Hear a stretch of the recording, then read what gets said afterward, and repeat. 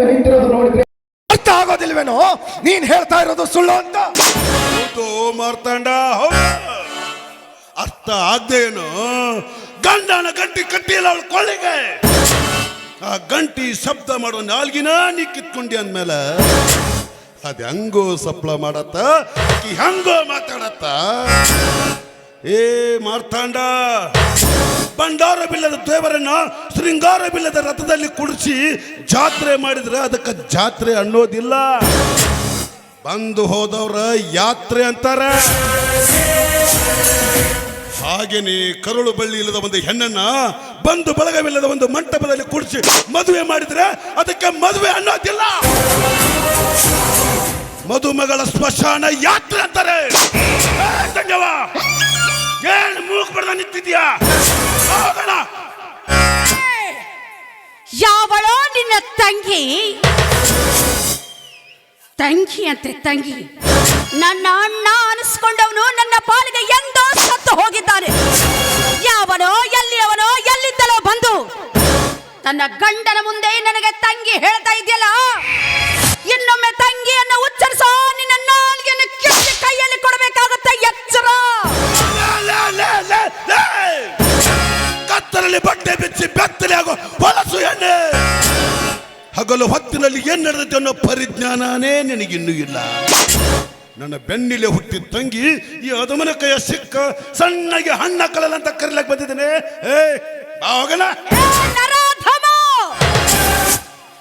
ನನ್ನ ಗಂಡನ ಮುಂದೆ ಕೈ ಕಟ್ಟಿಕೊಂಡು ತಲೆ ತಗ್ಗಿಸಿ ನೆಲ ನೋಡಿ ಮಾತಾಡಬೇಕಾದ ನಿನ್ನಂಥ ನಾಲಾಯಕ ನನ್ನ ಮಗ ನನ್ನ ಗಂಡನಿಗೆ ಅಧಮ ಅಂತೇನೋ? ನರಾಧಮ.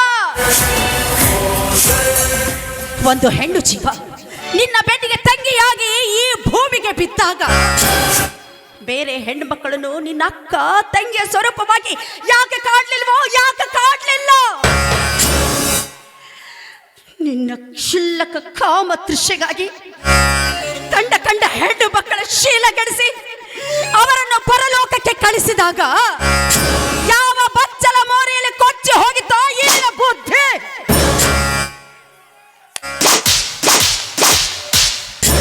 ಶಬಾಷ್ ದಾಮಿನಿ, ಶಬಾಷ್. ಆಚಾರವಿಲ್ಲದ ನಾಲಿಗೆ ಕಾಲಲ್ಲಿರೋ ಬೂಟಿಗೆ ಸಮಾನ ಅಂತೆ. ಇಂಥವರಿಗೆ ಬುದ್ಧಿ ಹೇಳೋದು ಬೋರ್ಗಲ್ಲಿನ ಮೇಲೆ ನೀರು ಸುರಿಯೋದು ಒಂದೇ ಅಲ್ಲ. ನೀನೆಲ್ಲಿ ಇವನೆಲ್ಲಿ ಹೋಗಿ ಹೋಗಿ ಇಂಥವನ ಜೊತೆ ಹೋಲಿಕೆ ಮಾಡಿಕೊಳ್ತಾ ಇದೆಯಲ್ಲ. ಒಂದೇ ಮರದಲ್ಲಿ ಎರಡು ಹಣ್ಣುಗಳಿದ್ರು ಕೂಡ ಒಂದು ಹಣ್ಣು ಸಿಹಿಯಾಗಿರುತ್ತಂತೆ, ಇನ್ನೊಂದು ಹಣ್ಣು ಕಹಿಯಾಗಿರುತ್ತಂತೆ. ಸಿಹಿಯಾದ ಹಣ್ಣನ್ನ ತಿಂದವರ ಬಾಯಿ ಸಿಹಿಯನ್ನ ಸವಿದರೆ ಇಂಥ ಕಹಿಯಾದ ಹಣ್ಣವನ್ನ ತಿಂದವರ ಬಾಯಿ ಕ್ಯಾಕಚ್ಚಿ ಉಗಿಯುತ್ತಂತೆ. ಇದೊಂಥರ ಹುಳ ಬಿದ್ದಿರೋ ಹಣ್ಣು. ಹೋಗಿ ಹೋಗಿ ಇಂಥವನಿಗೆ ಬುದ್ಧಿ ಹೇಳ್ತಾ ಇದೆಯಲ್ಲ ನೀವು. ಇಂಥವ್ರು ಯಾವತ್ತೂ ಬದಲಾಗಲ್ಲ. ಏ ಮಾರ್ತಾಂಡ, ನಾ ಜುದ್ದಿನಾಗೂ ಗೆದ್ದಿದ್ದೀನಿ, ಹದ್ದಿನಂಗೂ ಹರಾಡ್ತಿರೋ ಧೈರ್ಯ ನನಗೈತೆ. ನೀನ್ ಎಷ್ಟೇ ಹಾರಾಡಿದ್ರು ಒಂದು ದಿನ ರೆಕ್ಕೆ ಸೋತ ಮೇಲೆ ಕೆಳಗೆ ಬರಲೇಬೇಕು, ಅರ್ಥ ಮಾಡ್ಕೋ. ಏಯ್, ಬಗಳ ನಾಯಿ ಕಚ್ಚಂಗಿಲ್ಲಂತ, ಕಚ್ಚು ನಾಯಿ ಬೊಗಳಂಗಿಲ್ಲಂತ. ಈಗ ನೀ ನಿಂತ ಸ್ಥಳ ಪವಿತ್ರ ಪಾದಗಳು ಮುಟ್ಟಿದ ಪುಣ್ಯದ ನೆಲ. ಹೆಚ್ಚು ಹೊತ್ತು ನಿಂತು ಈ ನೆಲ ಹೊಲಸು ಮಾಡಬೇಡ. ಸುಮ್ಮನೆ ಹೊರಟು ಹೋಗು ಇಲ್ಲಿಂದ. श्री राम ने धनुष्य तोड़ा तो सीता मैया दौड़ के आई, श्री कृष्ण ने बंसुरी बजाई तो राधा मैया दौड़ के आई. हमने सिर्फ अपने बहन को बुलाने के लिए आया तो ये बीच में लक्ष्मीबाई किधर से? ರೀ ಲಕ್ಷ್ಮೀಬಾಯಿ ಅವರೇ, ಲಕ್ಷಣವಾಗಿದ್ದ ನೀವು ಸಾಕ್ಷಾತ್ ಲಕ್ಷ್ಮೀ ತರಾನೇ ಇರೋದನ್ನ ಕಲಿರಿ. ಅದನ್ನ ಬಿಟ್ಟ ನೀವೇನರೆ ದುರ್ಗೌಣ ಅವತಾರ ತಾಳಕ್ ಹೋದ್ರ ನಮ್ಮಂತ ಲಪ್ಪಂಗರು ಮಹಿಷಾಸುರನ ಅವತಾರ ತಾಳ್ಬೇಕಾಗತ್ತ. ಒಂದು ವೇಳೆ ನಮ್ಮಂತ ಲಪ್ಪಂಗರು ಮಹಿಷಾಸುರನ ಅವತಾರ ತಾಳಿದ್ರು ಈ ನಿಮ್ಮನ್ನು ದುರ್ಗೌನ ಅವತಾರದ ಶಕ್ತಿ ನಶಿಸಿ ಹೊಕ್ಕೈತೆ.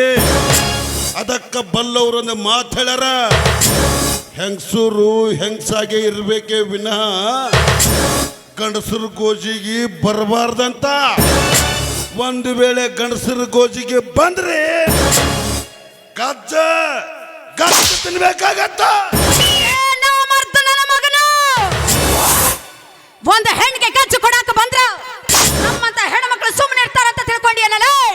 ನಿನ್ನಂಥವನ ಸಣ್ಣಂಗ ಕಡದ ಹೆಡಿಗೆ ತುಂಬ್ತಾರ ಚೋಕಿ. ನಮ್ಮ ದೇಶ ನುಂಗಕ ಬಂದ ಕೆಂಪು ಮೋತಿ ಕೋತಿಗಳು ಅಂತವ್ರನ್ನು ಒದ್ದು ಓಡಿಸಿದ ಹೆಣ್ಣು ಯಾರು ಅಂತ ತಿಳ್ಕೊಂಡಿದೀಯ? ಕಿತ್ತೂರ ರಾಣಿ ವೀರ ಚೆನ್ನಮ್ಮ ಹೆಣ್ಣಾಲ್ವೇನೋ ಹೇಡಿ ಗಂಡಸೆ. ಅಷ್ಟೇ ಯಾಕ, ಝಾನ್ಸಿ ಲಕ್ಷ್ಮೀಬಾಯಿ ತಾನು ಹಡದ ಮಗನನ್ನೇ ತನ್ನ ಬೆನ್ನಿಗೆ ಕಟ್ಟಿಕೊಂಡು ಬ್ರಿಟಿಷರ ವಿರುದ್ಧ ವೀರಾವೇಶದಿಂದ ಹೋರಾಡಿ ಸಾವನ್ನಪ್ಪಿದಳಲ್ಲ, ಅವಳು ಕೂಡ ಒಂದು ಹೆಣ್ಣು ಅನ್ನೋದನ್ನ ಮರಿಬೇಡ ಶಿಖಂಡಿ.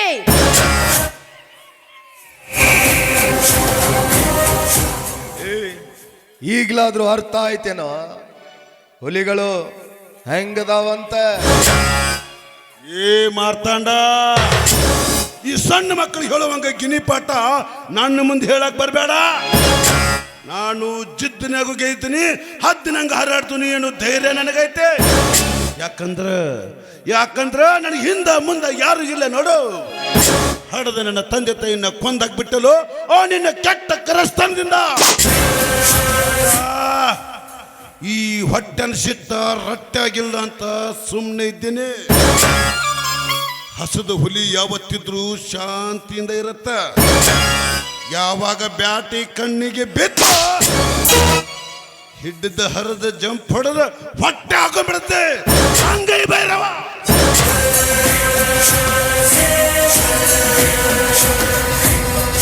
ಹುಲಿ, ಇಂಥ ಹುಲಿಗಳನ್ನ ಎಷ್ಟು ಬೇಟೆ ಆಡಿಲ್ವೋ ನಾವು. ತಾತ ಮುತ್ತಾರ್ತದ್ರ ಕಾಲದಿಂದಲೂ ಬೇಟೆಯಾಡದಕ್ಕಂತಾನೆ ಹುಟ್ಟಿರೋ ಮನೆತನ ಇದು. ಅಂಥದ್ರಲ್ಲಿ ಎಕ್ಕಸ್ತಿ ಒಂದು ಪಿಳ್ಳೆ ನೀನು.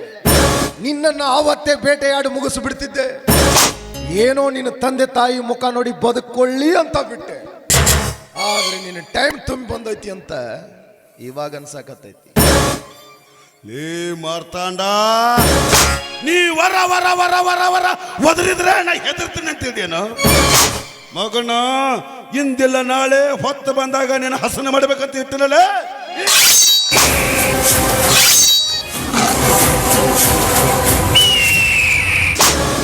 ನನ್ನ ಗಂಡನ ಕಾಲು ಧೂಳಿಗೂ ಸಮನಿಲ್ಲದ ನೀನು ನನ್ನ ಗಂಡನಿಗೆ ಚೂರಿ ತೋರಿಸ್ತೇನಲ್ಲ.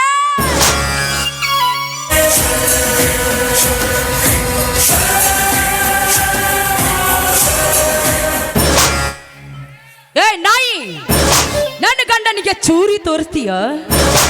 ಮೊದಲು ಒಂದೇ ಒಂದು ಹಣ್ಣು ಕತ್ತರಿಸುವ ಚೂರಿಯಿಂದ ನಮ್ಮನ್ನು ಹೆದರಿಸಲು ಬಂದಿದ್ದೀಯಲ್ಲ. ಮೊದಲು ಒಂದೇ ಒಂದು ನೊಣ ಬಡದು ಸಾಯಿಸೋ ಸೂರ, ಆಮೇಲೆ ಚುಚ್ಚಿ ತೋರಿಸೋ ನನ್ನ ಗಂಡನಿಗೆ ನಿನ್ನ ಪರಾಕ್ರಮ. ನನ್ನ ಗಂಡರ ಕಾಲ್ ಧುಳಿಗೂ ಸಮನಿಲ್ಲದ ನೀನು ನನ್ನ ಗಂಡನ ಮುಂದೆ ಕತ್ತೆತ್ತಿ ಮಾತಾಡುವಷ್ಟು ಬೆಳೆದು ನಿಂತಿಯನಲ್ಲ. ನಿನ್ನ ಚೂರಿ ಅಷ್ಟೇ ಅಲ್ಲ, ಬರೇ ನಿನ್ನ ಕೈ ಸಹಿತ ನನ್ನ ಗಂಡನ ಸೋಕಿದ್ರು ಕೈ ಕೊಡ್ಬೇಕಾಗತ್ತ.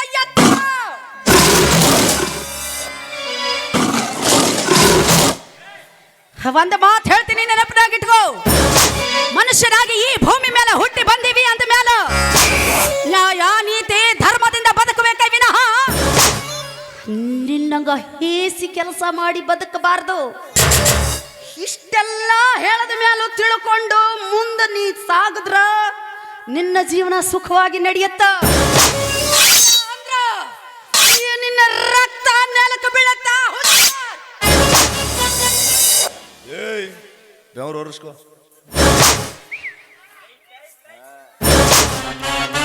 ಮಾರ್ತಾಂಡ ವರ್ಮ ಜಬರ್ದಸ್ತ್ ಹಾಕ್ಯ ಇವೆರಡು ಕುಲಂಗಿ ನಾಯಿ. ಇವೇನ್ ನಾಯಿ ಹುಟ್ಟಿತ್ತಳಿನೋ ಅಥವಾ ತ್ವಾಳಿಗೆ ಹುಟ್ಟಿತ್ತಳಿನೋ? ಭೈರವ, ನನ್ನ ಗಂಡ ನಿನ್ನ ಮುಂದೆ ನಿಂತಾನ ಅಂತ ಹೇಳಿ ಇನ್ನೂ ನಿನ್ನ ಜೀವದಾಗ ಉಸಿರೈತಿ. ಅವ ಏನಾರ ಸ್ವಲ್ಪ ಕಣ್ಣು ಸನ್ನೆ ಮಾಡಿದ್ರ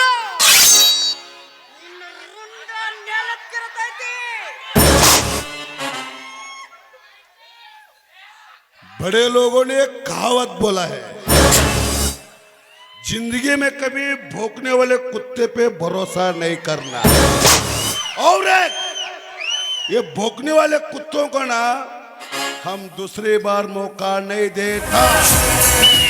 ए धामिने, कदम गिन गिन कर मत चलना रानी, कमर तेरी लिचक जाएगी। मेरे बातों को मानकर तो देख मेरे बहना, तेरे आगे बिगड़ने वाला जिंदगी भी सुधर जाएगी।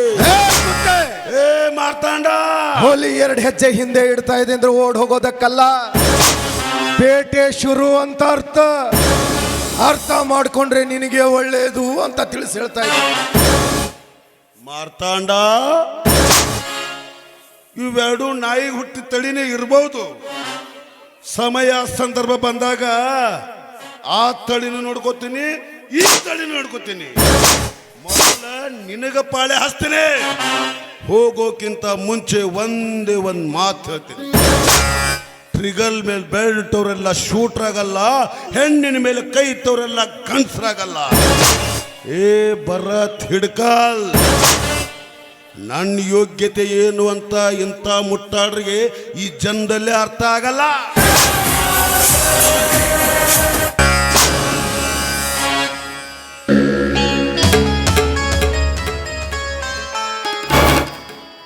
ಏನಿದೆ ಅಲ್ಲ,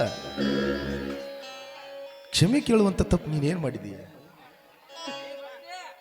ಯಾವತ್ತು ನಿಮ್ಮ ಬಗ್ಗೆ ಯಾವ ತಪ್ಪು ಹೇಳ್ತ ನಾನು. ಇದು ಇಂಥ ನೀಚ ನಮ್ಮಣ್ಣ ಅನ್ನೋ ವಿಷಯನ ನಿಮಗೆ ತಿಳಿಸ್ದೆ. ಈ ಸತ್ಯನೆಲ್ಲ ಮುಚ್ಚಿಟ್ಟು ನಿಮ್ಮ ಕೈ ಹಿಡಿದು ಈ ಮನೆಗೆ ಸೊಸೆಯಾಗಿ ಬಂದನಲ್ಲ, ಆ ನೋವು, ಆ ವ್ಯಥೆ ನನ್ನ ಮನಸ್ಸಲ್ಲೇ ಕಾಡ್ತಾ ಇದ್ದೀರಿ. ಹಾಗೆಲ್ಲ ಕೊರಗೋದಕ್ಕೆ ಹೋಗ್ಬೇಡ. ಸುಣ್ಣದ ನೀರು, ಕುಡಿಯೋ ಹಾಲು ಆಕಾರದಲ್ಲಿ ಒಂದೇ ಇದ್ರು ಅದರ ರುಚಿ ಬೇರೆ ಬೇರೆ ಆಗಿರುತ್ತಂತೆ.